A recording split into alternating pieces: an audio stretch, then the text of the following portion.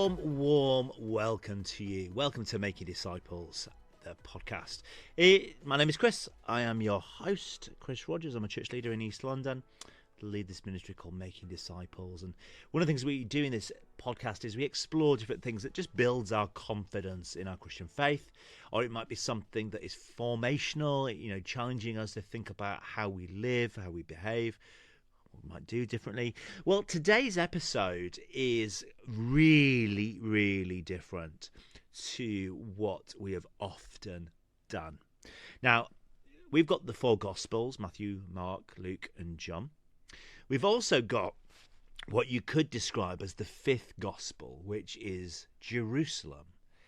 And the geography and the archaeology and the things that we find there, the stories there, almost becomes like an extra gospel. And if we were to never have the four Gospels, the city of Jerusalem, the landscape, the archaeology, the things that we dig up, all proclaim these amazing stories. And the archaeology affirms what we find in the Bible. Now, what often happens is people say, King David is a myth. He's a myth. There's no real evidence out there for. And then somebody finds something with King David's name on it that's 3,000 years old. And this is happening all the time. So I reached out to a friend of mine. Dan Warner is an archaeologist. He lives in Florida. And I've known Dan for a long, long time. Becky and I were training at Trinity College, Bristol. And there was this guy who walked around the college with just this air of coolness. And his name was Dan. And he was doing his PhD, his doctorate at the time. And we got chatting to him. And his big piece of work at the time was exploring the life of Abraham. And he said to Becky and I, we were dating at the time, why don't you guys come out? I've got a big enough house that I could put you guys up in, and why don't you come and spend some time out in Florida? And it's so exciting to go and spend time with Dan. And he showed us his work. He took us to his office and we saw some of the work that he was doing and trying to digitize the story of Abraham in the archaeology. And then we lost contact for a long while, but then we kind of reconnected. And one of my big passions is finding things that just declare, yep, the Bible's true, yep, the Bible's true, yep, the Bible's true. And I'm on Instagram at the moment posting archaeological finds that affirm the Bible. Now, my game plan is I want to post 100 archaeological items that affirm Scripture. 100. That's where I want eventually to get to. And I contacted Dan and said, look, Dan, can I interview you about the work that you are doing at the moment in the field of archaeology? So he said yes. We had an amazing time together. And I'm going to share with you now the interview with Dan.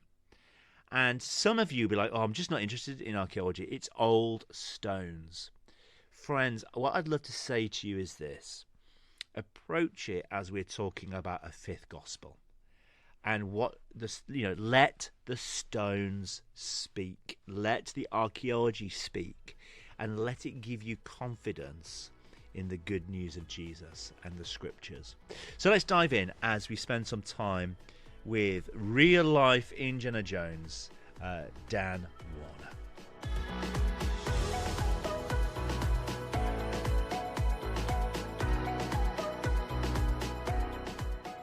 Dan, welcome to Making Disciples. It is so lovely to have you with me today. Thank you for giving me some of your time.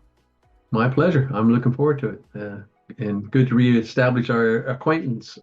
I'm enjoying your office. Is that an Indiana Jones hat you've got there? I do. You picked it out of the crowd. Yeah, they all have to have one. Yeah, I wear a fedora wherever I go most of the time. Yeah, it's a lot. 25 years ago, we met Trinity College, Bristol. You were doing your PhD. I was studying for my degree. So it is a long time has passed. Yeah. I'd love to ask you some questions to start with about just you personally. and how Sure. you have got into archaeology. So, and then we'll go on to talk about some of the work that you've done. And then I'd love to hear about some of the things that inspire you around your faith. But what first sparked your interest in archaeology? How did you end up working in the Holy Land? Being able to go in, you live in Florida, but going into the Holy Land, doing this research, it's quite incredible. What was that journey?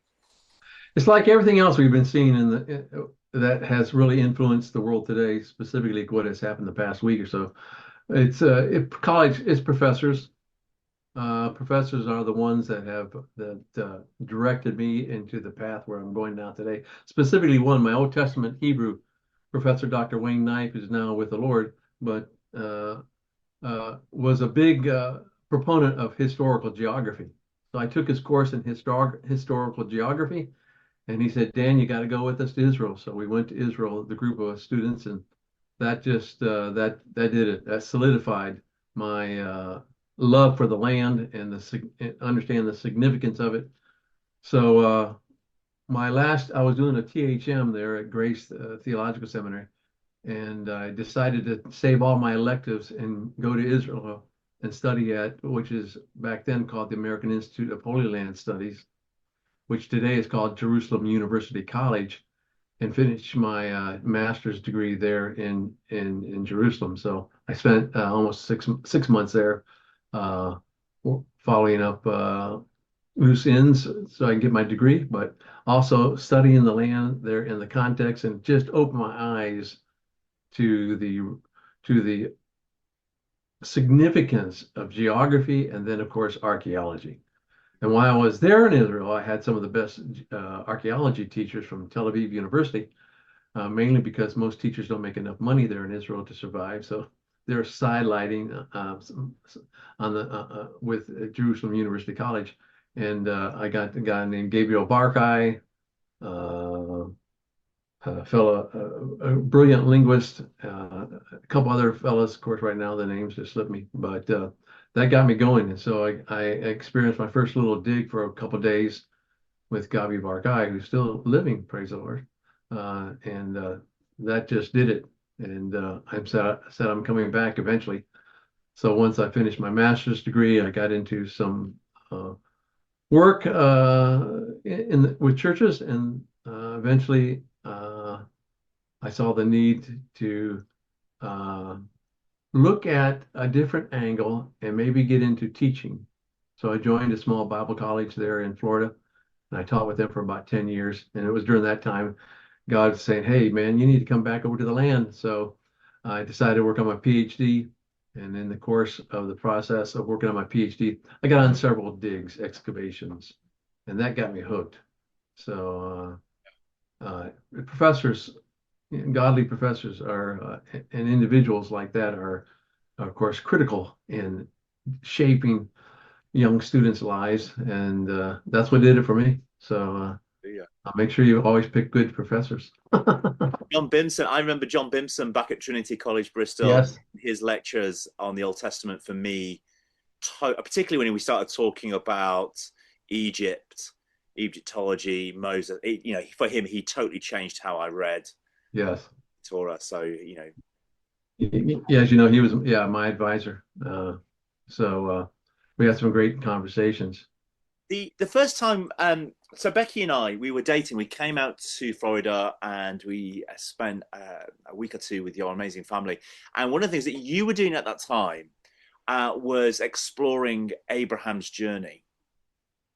Yes. And coming and seeing some of the work that you were doing at that moment around Abraham. Just remind me, what was it you were particularly doing, and what was the big interest you had in Abraham at that moment? Well, I one of my mentors also was Dr. James Strange, brilliant Greek archaeologist and Greek teacher at University of South Florida. Fine Christian man. We teamed up together. I actually took some courses from him, and he's another one of the professors that got me. He was already doing archaeology, obviously, digging in key cities specifically, like in New Testament, Sepphoris, up in the Upper Galilee. But we met a animator, and we said, hey, we need to look at this new idea of making an animation reconstruction of the biblical world. So we formed a company called the Virtual Bible, still kind of out there, remnants of it. And we teamed together with the animator, and I was working at the site of Megiddo at that time with Israel Finkelstein.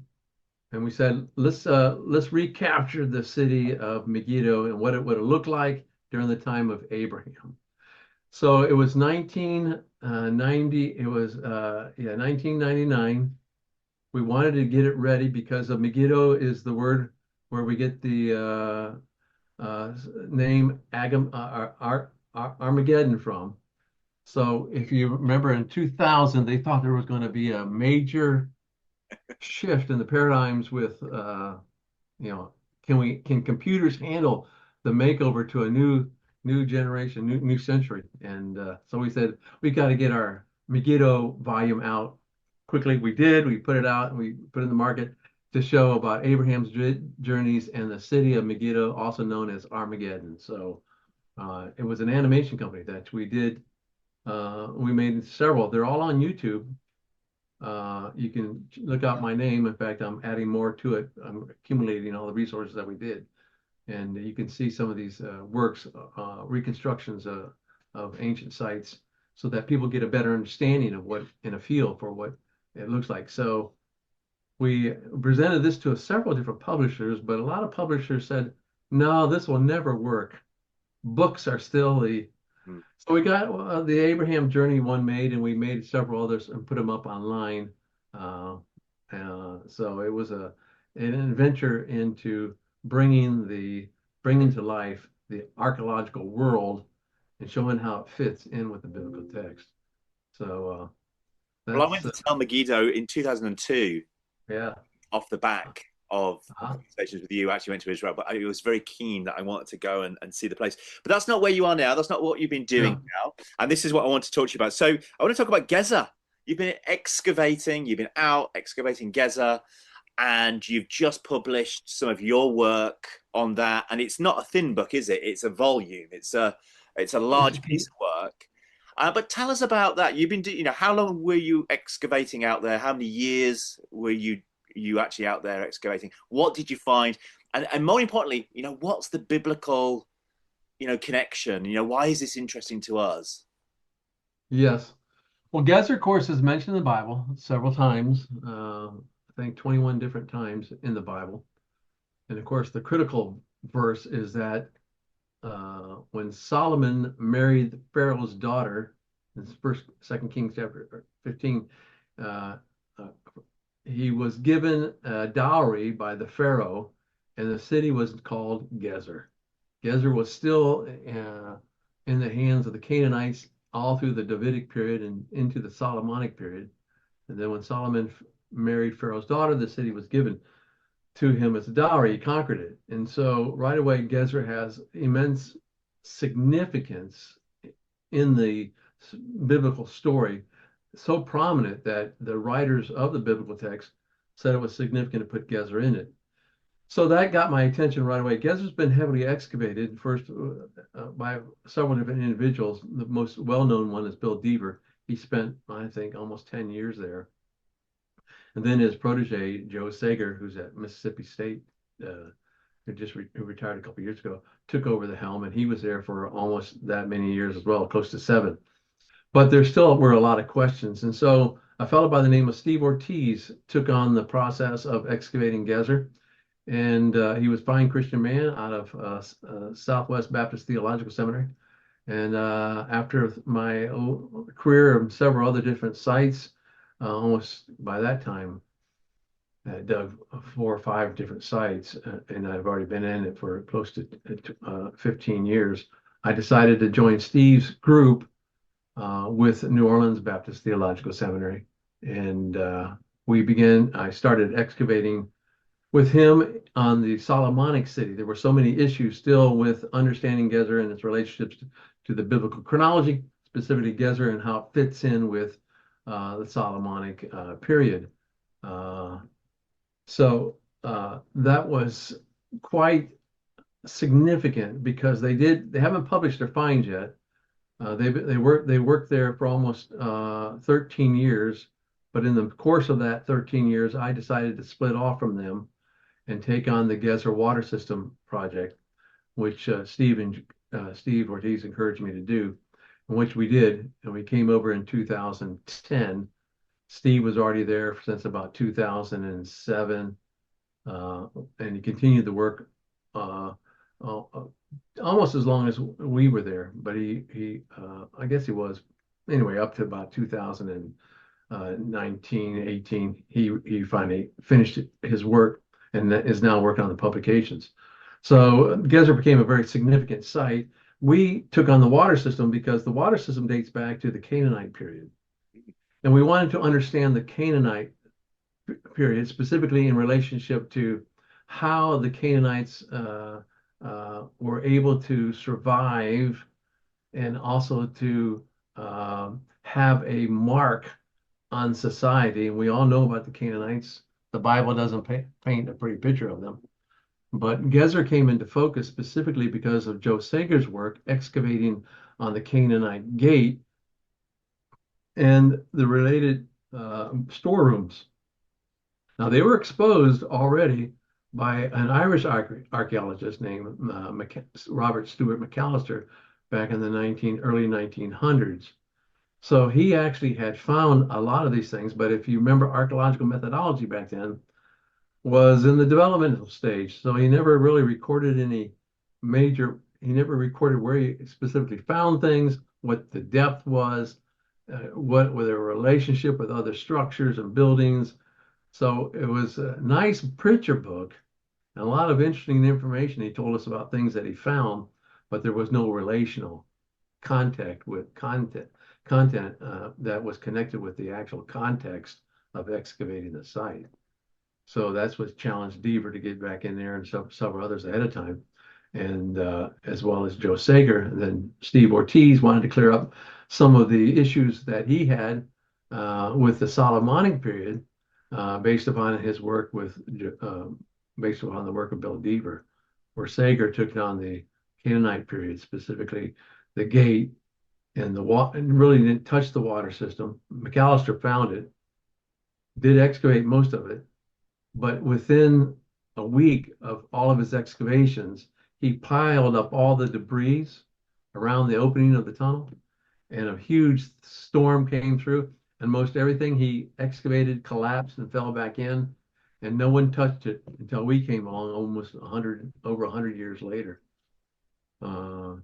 So it was the excavations on the water system were put intact not only to clear out the water, well, mainly at first just to clear out the water system, but no one ever saw the direct relationship between the water system and the Canaanite gate, which is only about 10.6 meters to the east of the gate. And connected to the gate were these significant storerooms. And the water system sits almost like right in front of them. But McAllister never said anything about how the water system worked in relationship to the gate and the storerooms. Either did Sager. Sager never cleared it out. They left it as an enigma. We saw this as a chance to open it back up, not only clear it all out, open it to the public, but also see if we could find the relationships between these major structures of the Canaanite gate, the storerooms that were attached to it to the west, and then the massive stone tower. If you've been to Gezer, you can't miss the massive stone tower. And then the water system sits right there in front of them all. So it opened up an opportunity to not only expose something to the public, but at the same time recheck some of the work from previous archaeologists. So Gezer was a unique site, and always has been. It's mentioned in Egyptian text, mentioned in relationship to Solomon. So it has some. We're all waiting for Ortiz's book to show us the final connection between Gezer, because in the text, the biblical text, it says Solomon fortified 3 cities. He fortified Gezer, he fortified Megiddo, and he fortified Hatzor. Well, what is interesting is a guy by the name Yigdil Yadin, an Israeli archaeologist and almost prime minister, dug Gezer. he dug at Megiddo, he dug at Hatzor, and when he came to Gezer, he understood, or actually he was looking through McAllister's plans at first. He found the gate complex. McAllister called it the Solomonic Gate, or actually McAllister dated it to the Maccabees, I should say. Didn't realize what he had until Yadin came along and said, you know what? This looks like just the one I saw at at Megiddo, and I saw at Hatzor. Same identical plan. And Yadin came along and said, you know what? I think we've got the Solomonic gate, and it's explaining what, or it's demonstrating what it meant that Solomon fortified these cities. So that started a whole new chain reaction within the biblical perspective. And everybody jumped on the case right away that what we have here is Solomonic Gate. And that's why one of the reasons why Ortiz came back was to re-examine that gate complex. And I think he's going to come up with the same argument that Yadin had, is that this definitely dates to the 10th century and early 9th century Solomonic period, and it fits well with the gates at Megiddo and Hatzor. It's not like the king of Gezer came one day up to visit Hatzor and said, "Hey, king of Hatzor, I like your gate. Can I get a blueprint of this and take it back with me to Gezer so I can use it?" It looks like just the opposite, that you had a group of architects. They understood how to build the perfect gate. And when Solomon came along, he said, you know, we need to fortify these cities for this reason. Let's do it at Megiddo, let's do it at Hatzor, and let's do it at Gezer. Man, you know, those are not, people will say, well, they're just coincidences. Well, you don't have three like that in a row and say, hey, this is a coincidence. It's deliberate, and it all dates within the time frame of Solomon. So here we are at Gezer. The wonderful thing is, what we're talking about there is, you know, it's almost a throwaway line, isn't it? You find in the text that he fortified these cities. Yeah. But what we're doing there is we're seeing that how archaeology allows us to go tick, tick, tick. Exactly. The text is correct. You know, what the Bible says actually is what happened. Yeah, exactly. Archaeology can confirm, it can illustrate, it can illuminate, and it can explain. But you understand that there are 2,000 cities in the Bible mentioned. Why are all those cities mentioned in the first place? It's because God was saying, hey, you don't think I'm real? Go to Gezer. You don't think I'm real? Go to Megiddo. You don't think I'm real? Go to Hatzor. 2,000 cities. There's no other book in the world that puts any emphasis on cities like that. Nothing. And besides that, you got to take in the factor of geography. Geography is the fifth gospel, as Jerome called it. The geography context fits perfectly everything the Bible states. Specifically, when you look at the conquest of Jericho and Ai and Bethel, geography matches. There's no other book in the world that puts any emphasis on geography. Why? Again, it's saying that God is saying, I was there. You don't believe me? Go out there and dig for yourself.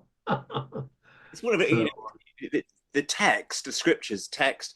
Yes, it's words, but actually underneath it there are people. There's lives. There's history. There's geography. There's technology. All of this is speaking the gospel. It's one of the reasons why I love going to Israel. Is, you know, when you read the scriptures in location, you suddenly see how the text lands onto the geography, and you see what Jesus says in terms of the location. And that actually, brings it alive. But also, archaeology then allows us to see backwards, doesn't it? Well, look, you just mentioned Jesus. Jesus stated very clear. The Gospels clearly state. Jesus said, "I go just as it was written." Written where? In the Old Testament. Every site that Jesus visited, as you know, was not by accident. Everything had a geographical location that had meaning to the Jews. And the connection with the Old Testament, like the woman at the well there at Sychar, I mean, that goes all the way back to Joshua and the covenant that he made there at the same place. Jesus coming back and saying, hey, I'm fulfilling the covenant there that I made with Joshua. So everything is interconnected. You can't take them apart. So it's an amazing book, and archaeology comes along, and like we were talking about, it just illuminates, it confirms. Uh, there's no, I think, if you were, the news with Charlie Kirk recently, just a terrible shame, but he was a strong proponent. He always made the statement, no, archaeology has proven the Bible wrong. At least there are room. If there are issues, there's always room for debate. Yeah. And that's the key. So, like we mentioned, if the Bible is true, then the evidence is there. You just got to go out and get it. Now, I said that to the most renowned Egyptologist in the world 25, 30 years ago, Kenneth Kitchen. I wrote him a letter thanking him for an article he wrote about the validity of the Old Testament, criticizing another professor here in the United States. And I said, thank you for that information. He wrote me back and he personally addressed a letter to me. I said, and I've got it framed on my wall up here. It says, Dan, says, thank you for your letter. And says, you're right. He says, he made this statement, if the Bible is true, the evidence is there. The problem is that a lot of evangelicals don't want to do their homework. You got to get out there, go dig it up, and then, of course, understand the languages like he did. And it just all it would all come together. I think And we've it just always answered the has. question. The question I was going to ask you, I think we've kind of answered it, but I will ask it is as we think about biblical confidence, having confidence in the Bible, how has your work given you greater confidence in the scriptures personally? For you, Well, confidence is a good word. Yeah, confidence is a good word. We understand the Bible is self-authenticating. I don't need to do anything. The Bible speaks for itself. It can hold its own weight. I always tell people, you don't believe the Bible, go read it. And of course, as we know, the Bible is a very powerful tool. And through reading the text, the Holy Spirit works and it gets the person saved. So I don't need to prove the Bible. It proves itself. But what I can do is show you, hey, look at this. This evidence matches just exactly what the text is saying, giving validity, as you may mention, and verifying or it confirms that the stories and the information is correct. And it's been like that over and over again, specifically with a guy named Hezekiah. And you know the prism, if you've been to the British Museum, you've seen the Hezekiah prism there in the British Museum. It mentions his name. Well, who else can it be? It's Hezekiah that's mentioned in the book of Isaiah and, of course, the book of Kings. So I was it posting could, about that just a few weeks ago. I put it on or my you, Facebook page. Yeah. oh, cool. Yeah, last time I saw it, it was on the bottom shelf in the corner of the British Museum. I almost so much wanted to take it and bring it and lift it higher up within the. I said, it's stuck down here with several other prisms from Sennacherib's time. I said, man, bring it out. I mean, What do and you think? so There yeah, are some of the most interesting things at the British Library and at the British Museum are hidden underneath things that I think are less interesting. yes, I saw that over and over again, and but it confirms. I mean, Gezer is one of them with the gate, the system that we excavated. The Bible talks about the Canaanites, but the Canaanites, as you know, were very, I mean, the water system is unique. There's nothing else like it in the world. Who created the elements to dig this thing? Like it's 26 feet tall, it's almost 27 feet tall. It's close to 13, 14 feet wide and goes 160 feet underground. It's massive. Uh, it just goes, it talks about the Canaanites, and we know that they're repulsive in the practices that they do, but at the same time, it brings to light an element that these guys were quite the engineers, because we also attribute to them the development of the alphabet, right? Mm. Uh, uh, so it brings interesting mixed dynamics, but at the same time, it opens up the world of the biblical text. It shows you what was being done, what could be accomplished. Because critical too is the Canaanite period was a period of relatively peace and prosperity, if you want to call it the golden age of the Canaanites during the late Bronze Age period. They built huge, massive cities, as you know, Middle Bronze and Late Bronze, with huge earthen ramparts. And of course, that's what we had at Megiddo. And of course, that fits well with the biblical story of of the Exodus. Remember, the spies were sent into the land, and they said the cities, well, you can do it, but the cities are too well, what? The word is fortified. And that was the Canaanites' inventions, these huge earthen ramparts. And of course, to protect their cities during the time of siege, they built massive water systems inside the city, cisterns, tunnels to reach aquifers down below, which was probably the objective of this one, to bring water into the city so that you wouldn't starve or, and you used to have a water supply while you're under siege. But that fits in well again with the biblical, the text. I mean, the fortified cities of the Canaanites, the engineering quality, and they conquered them. And these are just desert rats, right? The Israelites just came off the out of the desert for 40 years. They weren't even building anything. They were still sleeping in tents, and then they come into the land, and here there are these fortified, massive cities. What are you going to do?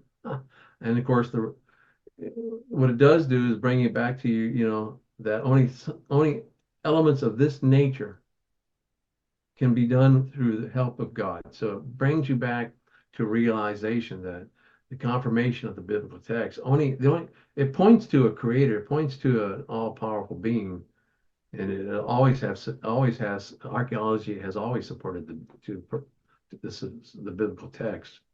So So obviously Geza has been your focus. That's what yeah. you've been focusing on. I'd love to ask, just in the last 5-10 years, what other pieces of archaeology, things that have been found that actually are really interesting to us as believers. Is there anything that somebody else has found that's made you go, "Oh, I find that interesting myself"? When's the last time you've been to Jerusalem? Oh, 2020 lockdown. We were Oh, leaving no. as they were locking the 2020. Oh, really? That is a gold mine. Just in the news yesterday, a dam that was found near the pools of Siloam. They have opened up the pools of Siloam, showing the nature of this massive pool, of course, where Jesus did perform some miracles. It all fits so well. The pool of Siloam, the structure of the temple that was built, the magnificent building of Herod the Great. Even though we don't like Herod the Great, we can understand why. He actually created for the Jews prestige around the world because of his building enterprises, which really kind of set the Jews up for it, to a certain extent. But that pool of Siloam it uncovered a dam that dates back to the 9th century, probably or maybe a little bit after. Maybe it's part of the Hezekiah fortifications of the city. They're still waiting to see exactly how it all fits in. But the pools of Siloam, the massive structure that associate with it, all of it fits the context of Jesus and his life. And of course, deeper than that, a lady by the name of Mrs. Mazar found evidences for Davidic palace structure. There is so much coming out of Jerusalem. It's too much to take to understand and comprehend, because it's changing almost every other month. The new finds they adds a new twist to the architecture that's going on there. Now they have it. Remember, Jerusalem goes all the way back to the Jebusites, early Canaanite period, back into the second millennium.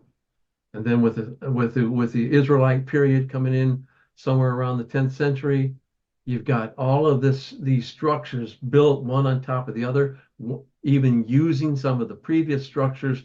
So it's a jigsaw puzzle. But they got some good archaeologists. I got a couple of good friends there that are working there, and they're piecing it together. And the expose on the dam that was found, blocking up the water in case, probably using it for case of siege or whatever, maybe during the time of Hezekiah, is fitting in well with all what we know. So it's complex, but it is interpretive. And so if the issues have been on anything, it's been interpretation of these things. Do they really point to the time of Jesus? I mean, obviously, it'd be great if we found a potsherd that Jesus wrote on, say, "Hey, I'm Jesus," and its date says, "I was here at Jerusalem at this time," But we don't. We have the gospel records, but obviously no. Proof that we can even if we found an inscription that says this was Jesus. I mean, there's a lot of Jesuses running around in the first century as well. So to say, I mean, you get the complexity here. And Tracking with Megiddo and the floor that they dug up in the prison that has, you know, yes, 250 after Christ, you know, but it's that prison was, of course, not. I mean, it was a little bit distance from the actual city of Megiddo. It's the main road that comes out through the pass there, through the Megiddo Pass, and then it's off to the east a little bit. But yeah, there's mosaics, and they found there was another one, a mosaic that was at the Church of Laodicea that was found, an inscription as well, pointing back to the time of Jesus. So then, of course, the even more significant was the Church of the Holy Sepulchre and the excavations that were gone inside the church. Remember yeah, the yeah. the epitaph that sits over the tomb was falling apart. So they brought in some of the same Greek architects that helped rebuild the Parthenon, took it apart for the very first time in over 100 and something years. And there they found bits and pieces of concrete, all right, concrete. And you know they can date concrete. And the significance to this concrete is that it dated to the time of about the 4th century AD, the same time, in fact, they could date it down to about 350, the same time that Constantine's mother came over to Israel and venerated all the sites and where Jesus lived, where Jesus died, where Jesus where lived, died, and of course Nazareth, Bethlehem, where he was born. And she built churches, and the concrete dates to that time period. She was still venerating sites that Jesus visited or had some significant events happen in his life, and he put chapels there. You say, well, could these really be the sites, like the burial of Jesus? Could this actually be the tomb? Well, do we know where George Washington's house is? Yes. How long has it been since George passed away? Over close to 350 years, and we still have the house where he lived. So they venerated these sites, specifically related to Jesus, and Constantine's mother did a significant service to us. And of course they're still waiting on the studies of what's inside all those crevices that they took apart, all the pollen, all the material traces, looking at the pantia within the crevices of what do we have within these things that we can take and put underneath the microscope and see for ourselves what actually was there. So we're still waiting for some final publications on that information to illuminate this, at least the Church of the Holy Sepulchre, of course, is where Jesus was buried. And it looks like the tombs, the garden is there. All of these information, yeah, it just, there's a lot. Here's where you on that piece of work only 2 weeks ago, and it is really interesting how methodical they were in dismantling, and how they care, you know, how they carefully researched what they were doing. It was so well done. The work there was so well done. If anybody wants to go and look at some of what we've been talking about today, actually it's out there on the internet, isn't it? It's very easy to hunt some of this stuff down. And people can keep attuned. There's some very good apps. You also know that here in the United States, they created the Museum of the Bible. Yeah. Yeah. Have you been to it? Yeah. No, I've not been to it. They actually flew myself and a couple other scholars up there. We had breakfast with the Greens and some initial consultation about the Museum of the Bible. But I would encourage your subscribers to get their newsletter as well. You know, there's a couple good organizations as well to subscribe to. That's one of them. Keep up to date. One of the ones that I've only got this on my desk because it arrived this morning. Let the Stones Speak. Armstrong is. I do like that because every couple of months I get another update on what's. Yeah, the Let the Stones Speak. I've asked several of their pieces of information. Yeah, it's very good. Dan, I thank would you highly. so much for sharing some of your time with me. It's just so encouraging to speak to somebody who loves the Bible, loves the land, and actually sees how it can all fit together and how one can educate the other. So thank you so much. Like I said, if the evidence is true, it's there. We just got to go find it. So dig deep. It's a fun pursuit, and Lord willing, maybe you get some good archaeologists out of this conversation. Dan, Yeah. thank you so much. Bless you. And I hope that the book that you've now been able to publish is well received. There's some good articles in it that illuminate the text that are worth reading. Yep, some very good ones. You got it, my friend. Take care, and the Lord bless you, Chris. You too. Bless you.